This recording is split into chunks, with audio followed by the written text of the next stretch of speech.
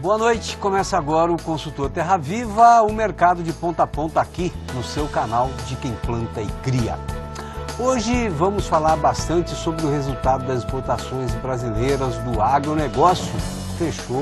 Fecharam as contas de 2012 e bateram recorde. E também sobre a tendência do mercado de milho. Destaque ainda para o mercado do suco de laranja e as informações sobre as ferramentas, os instrumentos de convivência com a seca no estado da Bahia, um estado que está sendo muito afetado pela falta das chuvas. O amigo quer participar aqui do nosso programa com alguma informação, com alguma pergunta?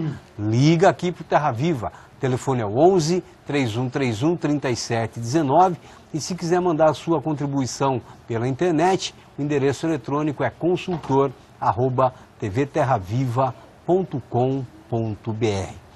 Vamos então às análises e comentários de Silmar Miller sobre o comportamento dos indicadores das commodities agrícolas nesta quinta-feira. Meu caro Silmar, semaninha esquisita aqui, hein? Sobe um pouquinho, outra commodity cai um pouquinho. Tá estranho essa semana, né? Boa noite. Boa noite, Tobias. Boa noite, amigos do Terra Viva. Tobias, é uma semana realmente de indefinições, porque o mercado todo está esperando indicadores novos, seja da economia mundial, seja dos próprios fundamentos do setor do agronegócio. E isso está previsto para acontecer no decorrer dos próximos dias. Hoje mesmo, Tobias, saiu dados sobre as exportações chinesas em dezembro, exportações gerais, crescimento de 14%. Olha, quem achava que a China estava meio mortinha, se enganou feio, o dado foi surpreendente, foi muito bom para o mercado, as bolsas de valores reagiram positivamente, é um dado mostrando que o gigante asiático está em pleno vapor, exportando bastante e também importando bastante. As importações também cresceram, significa que a economia está andando e está andando bem. Isso é um bom indicador. Os dados de dezembro, são dados que não eram conhecidos até esse momento, se refletiram muito bem no mercado em geral, inclusive no mercado de commodities. Por outro lado, Tobias, nós sabemos que amanhã sai aquele relatório fundamental, importante, o relatório final sobre a safra americana do Departamento de Agricultura dos Estados Unidos. Vou falar sobre como é que ficou a safra de soja, como é que ficou a de milho, de algodão, de arroz, de trigo, e isso indica um rumo novo para o mercado a partir desses números que são consolidados, já que as colheitas já estão encerradas, já foram encerradas no final do ano passado. E o mercado já vem reagindo nessa expectativa, muito na defensiva, muito tateando o solo ainda sem muita segurança, porque não se sabe exatamente o que vai sair amanhã, mas basicamente o que está se refletindo no mercado é a expectativa de que, no caso da soja, o Departamento de Agricultura americano eleve um pouco a sua estimativa da produção final dos Estados Unidos, que não foi tão ruim quanto se imaginava anteriormente. Isso deixa o mercado na defensiva e o resultado foi uma nova queda hoje de 0,4% no encerramento do pregão da Bolsa de Chicago, apesar de anúncio de novas vendas bastante expressivas para a própria China. Venda de 181 mil toneladas anunciadas hoje, além de outras vendas de mais de 200 mil toneladas para destinos desconhecidos, mas que possivelmente são também para a China, que é o maior importador mundial. Isso deveria dar uma levantada no mercado, mas não aconteceu. O mercado está tateando ainda, sem um rumo definido, esperando esse relatório de amanhã, que deve dar um direcionamento melhor. O trigo também caiu um pouquinho, apesar de notícias de que a seca nos Estados Unidos é grave, mas possivelmente o mercado já precificou isso anteriormente, portanto, também o mercado de trigo na expectativa do relatório de amanhã, que deve ter números mais atualizados sobre o que está acontecendo realmente com a safra de inverno de trigo dos Estados Unidos, que é a principal safra de trigo desse país, que tem 2 safras por ano. O milho, ao contrário, a expectativa para o milho é que os estoques se comprovem em níveis extremamente baixos, em função da quebra da safra, que foi grande, ao contrário da soja, e o milho novamente fechou em alta hoje, 0,7% na Bolsa de Chicago. Em Nova York nós tivemos altas boas, ao contrário de ontem, algodão subiu 0,5%, o café 1,2%, o açúcar 1,3% e o suco de laranja 1,5%. O que está acontecendo? No caso do algodão, a expectativa também é que o relatório do USDA revele alguma novidade positiva amanhã, portanto o mercado reagiu positivamente. Suco de laranja é a mesma coisa, uma expectativa com relação à safra da Flórida, os laranjais da Flórida, para ver qual é a produção efetiva que está sendo estimada nesse momento. O mercado está achando que pode haver algum número positivo aí para os preços, portanto reagiu hoje com a alta de 1,5%, conforme a gente está vendo aí no nosso gráfico. Açúcar, mesmo com a divulgação hoje dos dados da Única sobre o processamento de cana na região centro-sul do Brasil, mostrando que cresceu a produção de açúcar, mesmo assim, isso já estava mais ou menos precificado pelo mercado, o mercado reagiu positivamente, quando normalmente se esperaria que caísse em função do número de produção maior, de oferta maior. Significa que isso já está precificado, portanto não há mais o que temer com relação a números referentes ao Brasil em termos de produção de açúcar. O açúcar subiu hoje 1,3%. E o café também, o café mais por fatores técnicos, hoje fechou o dia também com alta de 1,2%, mas ainda naquela faixa de preço extremamente baixa, extremamente negativa para o café do Brasil. E aliás, Tobias, o que provocou essa alta de hoje foi o fato, que está se comprovando agora, as exportações de dezembro de café do Brasil ficaram muito baixas em termos de volume. Significa que os nossos produtores e os nossos exportadores aqui estão segurando para ver se o preço sobe um pouco. Subiu em função dessa retenção de vendas. Exportações abaixo de 3 milhões de sacos no mês de dezembro, nível extremamente pequeno para um mês de pico de oferta, de consumo no hemisfério norte, que é inverno no hemisfério norte, portanto é um mês de grande demanda e o Brasil exportou pouco. Significa que está segurando realmente as vendas. Boi na BMF com leve queda de 0,2%, mercado físico naquela gangorra ainda, Tobias, oscilando entre altas e baixas, mas mais ou menos os mesmos níveis. São Paulo na faixa de R$ 98, R$ 99 por arroba, Mato Grosso na faixa de R$ 85 em média. E câmbio fechando o dia com queda de 0,3% a 2,028. Mas, Tobias, hoje foi um dia também de divulgação de dados sobre as exportações brasileiras. Tem novidade para nós aí, não tem? É verdade. As exportações do agronegócio registraram o maior valor da história em 2012, atingindo 95 bilhões 810 milhões de dólares. Os dados foram divulgados hoje pelo Ministério da Agricultura, com base no levantamento do Ministério do Desenvolvimento, Indústria e Comércio Exterior. Bom, Silmar, número é número, a gente precisa saber ler, saber interpretar número, né? Esses 95 bilhões, eles representam um recorde, mas de fato são um recorde ou tem alguma interferência de câmbio? Não, realmente foi um recorde de exportações, 1% acima de 2011, era mais ou menos esperado isso, mesmo a gente sabendo que foi um ano bastante ruim para o grande número de produtos, para o café, para o açúcar, tiveram um preço bem mais baixo esse ano, a gente acompanha aqui diariamente, né, Tobias? Isso realmente afetou o desempenho desses setores. Carne de frango também, o frango também foi bastante afetado, tanto em preço quanto em volume também, em função da crise aí, com a alta dos preços da ração. Então são setores importantes que tiveram, aliás, isso foi uma regra, praticamente a maioria dos produtos exportados do agronegócio tiveram queda nos seus preços médios. Mas aí nós tivemos as grandes exceções do ano. Por exemplo, a soja. A soja, mesmo um ano que não foi bom, porque teve quebra de safra, teve um volume menor de exportação, acabou faturando 8% a mais do que no ano passado, em função de aumento de preço, aumento dos preços médios, depois daquela seca nos Estados Unidos, que realmente levou todo o nível de preço das exportações do complexo no segundo semestre. Isso salvou o ano, a soja com um desempenho fantástico, mais de 26 bilhões de dólares, voltou a liderar as exportações do agronegócio brasileiro. Outro setor que contribuiu bastante, a gente já sabe, foi o milho, né, Tobias? Milho mais que dobrou o volume das exportações. O preço médio não foi grande coisa, ele praticamente empatou com 2011, mas o fato foi que o volume, que praticamente dobrou, também mais do que dobrou a receita. 5,3 bilhões de dólares. Nunca se viu exportação de milho nesse tamanho, né? 101% acima de 2011. Olha a telinha aí, Silmar. E aí nessa quadrinha nós estamos mostrando ali quais são os principais destinos da exportação brasileira.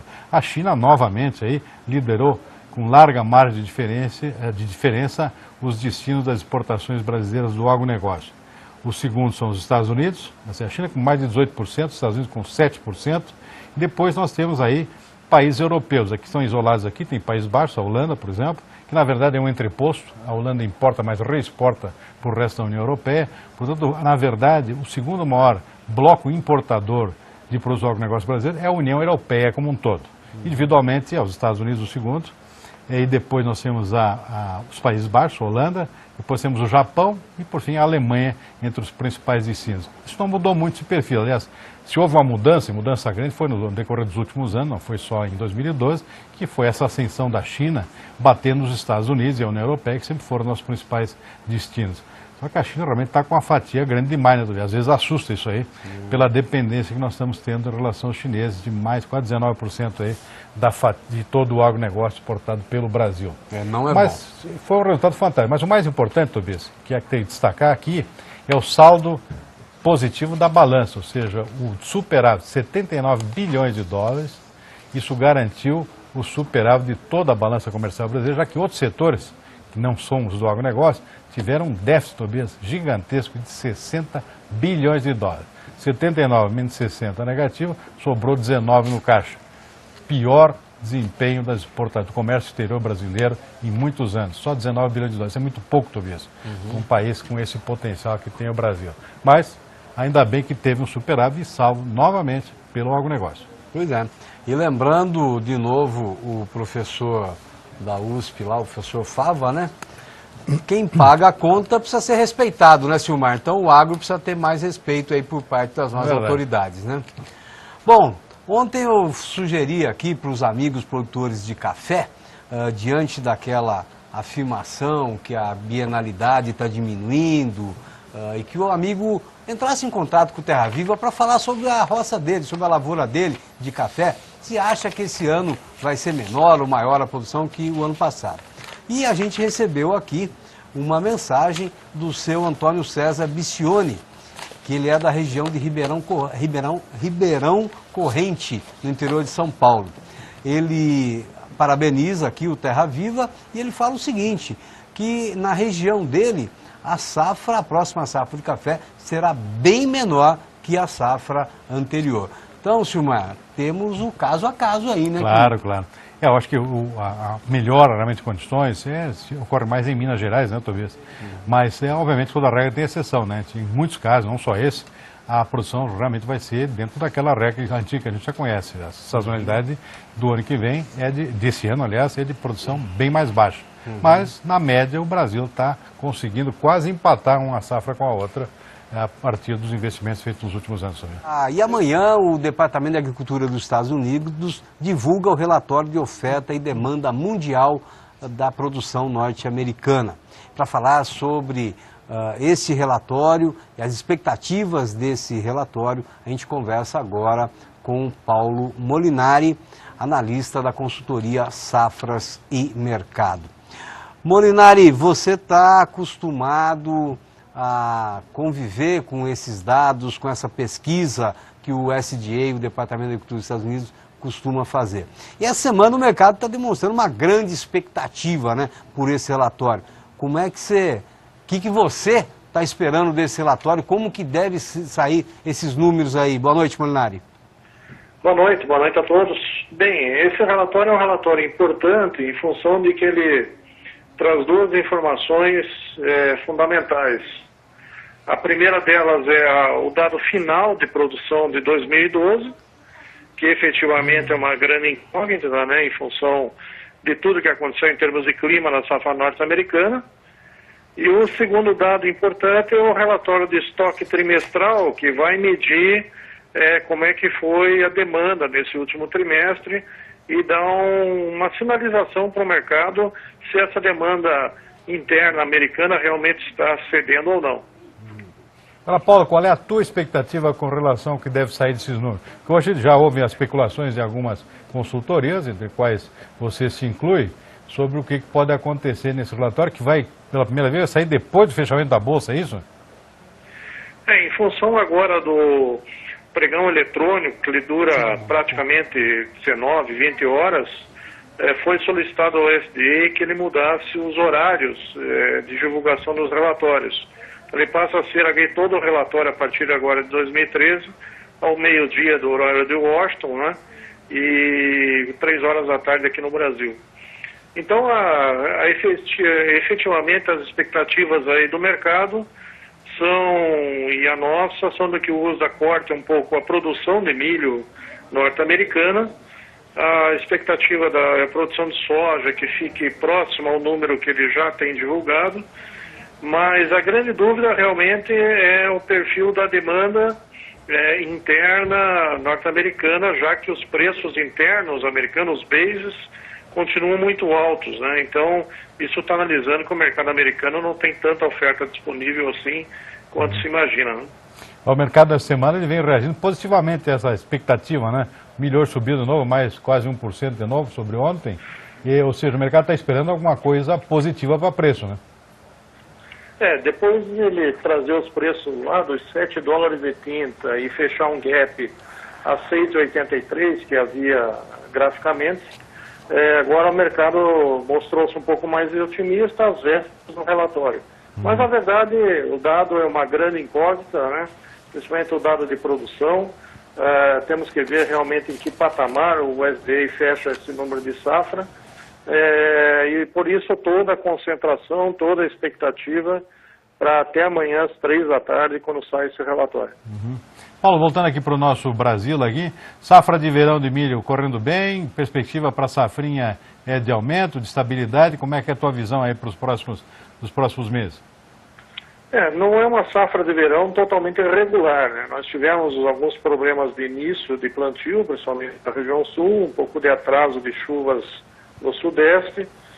Até essa semana nós tínhamos já uns sinais de seca em Goiás e Minas Gerais, que em alguns lugares ainda continua, mas tem chuva nessa semana.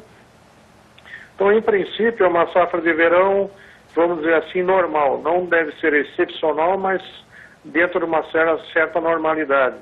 A safrinha, surpreendentemente, já até começa a ser plantada, porque nunca na história desse país se colheu tanta soja em janeiro como está se colhendo esse ano. E possivelmente teremos milho de safrinha já de forma inédita no mês de junho no mercado interno. Então, realmente, o Brasil tem uma velocidade de colheita e plantio muito rápida, uma soja plantada aí super precoce, um milho também conseguindo ser plantado mais cedo, e ainda com os preços médios no mercado internacional e no mercado interno bastante saudáveis. Agora, Paulo, você disse aí que a possibilidade de plantio mais cedo, mas significa aumento de área? Existe esse potencial, não? Olha, eu particularmente não acredito em aumento de área, porque o aumento de área no ano passado já foi extremamente vigoroso, né? E se você computar hoje, nós não temos preços, por exemplo, para julho, agosto, setembro, sequer na exportação, ou seja, não tem toda aquela demanda para segundo semestre como nós tínhamos no ano passado. Hoje nós já temos preços nominais apenas lá para a região do Sorriso de R$12, R$13. Então, não é um preço realmente que motiva o plantio. Mas, efetivamente, eu acredito que uma área muito próxima do ano passado deva ocorrer. Okay. Perfeito. Obrigado, Molinari. Boa noite e abração para você, viu? Obrigado, boa noite, um bom 2013 a todos. Igualmente, Paulo, obrigado. Também. Bom, Silmário, eu estou com uma notícia aqui de que o Rio Grande do Sul agora vai montar um projeto de biorefinaria de etanol a partir de cereais, principalmente de arroz. Então já tem um projeto lá que está sendo tocado em frente, que é a Biorrefinarias do Sul, investimento de R$720 milhões, prevê a construção de refinarias até 2020. A primeira vai ser no município de Cristal. É o saquê gaúcho, Silmar? Não, Luiz, é um combustível. Esse aí é uma das grandes reivindicações dos arrozeiros gaúchos, lá com aquela crise lá de 2010, no sentido de ter novos mercados, novos tipos de consumo para o arroz, porque estavam com excesso de produção, e não é um problema agora, mas isso é um problema recorrente, excesso de produção, e o consumo humano de arroz no Brasil está praticamente estabilizado, não está crescendo. Então precisa criar novos usos. Um deles é exportar arroz, que já está acontecendo, o outro era levar arroz de inferior qualidade para uso como ração, e uma outra demanda importante era transformar arroz também em biocombustível, em etanol. Ou seja, o Rio Grande do Sul não tem cana-de-açúcar, como tem em São Paulo, aproveita o arroz, que também é uma excelente fonte para biocombustível. Então a ideia, isso foi assinado hoje, já é uma coisa oficial, já é para começar a construção de 5 biorefinarias para a produção de etanol de arroz do Rio Grande do Sul. Uma coisa inédita aqui no Brasil, uma informação extremamente importante, Tobias. Perfeito. Vou querer saber mais sobre os números, os dados, o custo da produção desse etanol do arroz. Bom, a gente começou a conversar ontem de uma forma mais aprofundada sobre essa seca que atinge os estados do Nordeste. E a gente conversou ontem rapidamente com o secretário da Agricultura do Estado da Bahia, o doutor Eduardo Salles, e ele colocou para a gente que a situação lá é muito grave e reunido com o governo do estado, tomaram uma série de atitudes aí em prol da produção, mas não tem como, não vi ainda nada sobre como vai levar água para se produzir. Mas o secretário está no caminho certo, está apostando na produção e não em ficar dando benefício para as pessoas. E para falar um pouco mais sobre essa realidade, nós vamos conversar agora com o presidente da Associação dos Criadores de Nelore da Bahia, o presidente lá do Nelore Baiano, Luiz Alberto Salles Garcês. O presidente já está na linha. Presidente, eu sei que o Nelore é valente, que ele aguenta bastante desaforo, que ele fica muito tempo no lugar quente, sem água, com alimento de baixa qualidade, mas na seca também ele sente. Boa noite, presidente. Como está a situação aí do Nordeste na visão do senhor? Olha, aqui no Nordeste a situação está muito crítica, entendeu? Nós estamos com uma seca que, desde que eu me entendo como gente, nunca tínhamos visto coisa igual. A coisa está muito difícil, o gado morrendo, dizimando o rebanho bovino, abatendo o gado com 13 arrobas, que é um absurdo, entendeu? A situação aqui é crítica, aqui no semiárido nordestino, aqui na Bahia. Presidente, e o senhor vê de alguma forma aí que é possível adotar medidas no curto, no médio prazo para reduzir esse impacto da estiagem? Medidas que deveriam ser tomadas. O governo do estado, através do secretário, que é bastante atuante aqui na região, tem feito o máximo. Agora precisamos da ajuda do Ministério da Agricultura em termos de alimentos, inclusive através da Conab, para aumentar a quantidade de milho aqui para os pequenos agricultores para poder alimentar o rebanho, entendeu? Porque o negócio está seríssimo. Então, o próprio secretário, o próprio governo do estado já disponibilizou navios para trazer milho do sul aqui para poder melhorar a vida dos pequenos agricultores nossos. Perfeito. Presidente, olha... Pequenos pecuaristas, entendeu? Donos de rebanhos, de pequenos rebanhos também. Perfeito. Presidente, olha, obrigado pela sua avaliação, pela sua participação no nosso programa. E aqui no Terra Viva nós vamos tentar conversar com gente, com especialistas, para ver como que pode reduzir esse impacto da seca aí na região de vocês. Então o senhor continua ligado e conta com a gente aqui no Terra Viva também, que somos parceiros nessa briga por uma qualidade de vida cada vez melhor para o homem do sertão, para o homem da Caatinga e também para a manutenção dos seus rebanhos. Muito obrigado, presidente. Boa noite. Nada, boa noite. Obrigado. Pode. Bom, Silmar, e saiu também uma informação hoje sobre a laranja, né? Que a próxima safra brasileira de laranja, ela vai ser bem menor. Temos até um gráfico aí que a gente pode mostrar para o amigo produtor.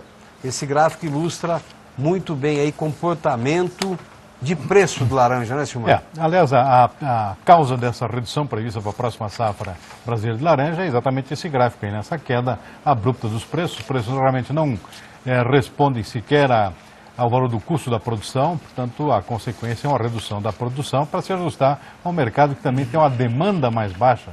O consumo de suco de laranja está caindo mundialmente, como a gente vem acompanhando aqui já há algum tempo aqui no nosso programa, Tobias. A redução deve ser de 17%, né, com uma previsão de 300 milhões de caixas, com 364 milhões dessa última safra. E a grande expectativa, Tobias, tem a ver com o relatório do Departamento de Agricultura dos Estados Unidos a ser divulgado amanhã. Os preços do suco de laranja reagiram hoje e nos últimos dias diante de uma expectativa de que o Departamento de Agricultura americano, o seu relatório de amanhã, aponte uma produção menor de laranja na Flórida, que é a grande região produtora dos Estados Unidos. Se